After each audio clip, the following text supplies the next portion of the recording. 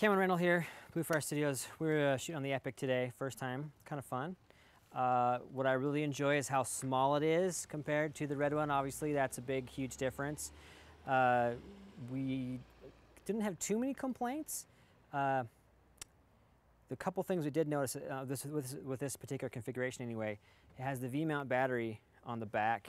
And the one thing we ran into is we couldn't have any director's monitor because the HDMI port, when the battery mounts on here the way this is, it basically kind of negates the HDMI. It covers it up a little bit, so you can't really plug anything in.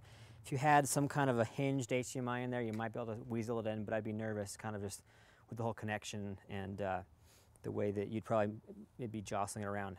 So that was kind of a disappointment in the design there. Second thing, and I'm sure that they're going to be having some different options and whatnot, but the stock monitor,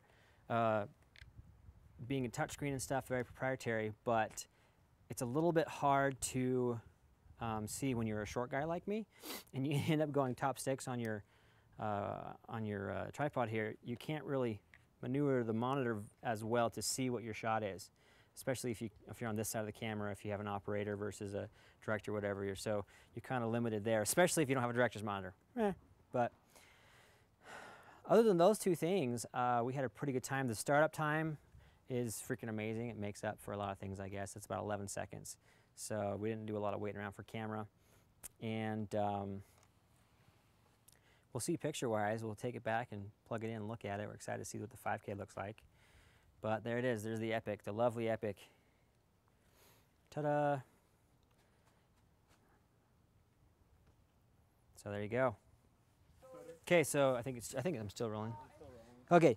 One thing I forgot to mention, one of the biggest things I like about the Epic and what they're doing with it, going back to how I said I like the size, is this camera will fit almost everything that I have already in my system. All my jibs, my tripods, all my camera support things.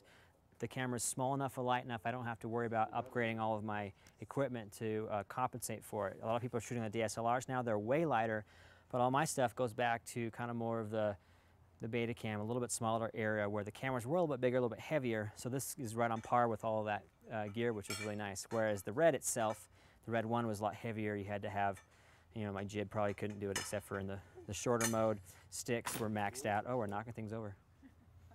But anyway, yeah, so if anyone's looking at the Epic, size-wise, it should fit all your existing system, which is super nice. Maybe some of the cages, if you have a DSLR cage, they will be a little bit short, but weight-wise, you should be fine. And the larger DSLRs, I've seen a lot of cages that are pretty big, and I bought an actual small one so that it would stay proportioned to my camera, but I'd have to get a bigger cage for this guy. But anyway, I do like all the mounts that you could throw up on here. It's got a 1/4 inch on everything about, it looks like, or 5/8 or whatever that is nowadays. But yeah, overall, can't wait to do more stuff.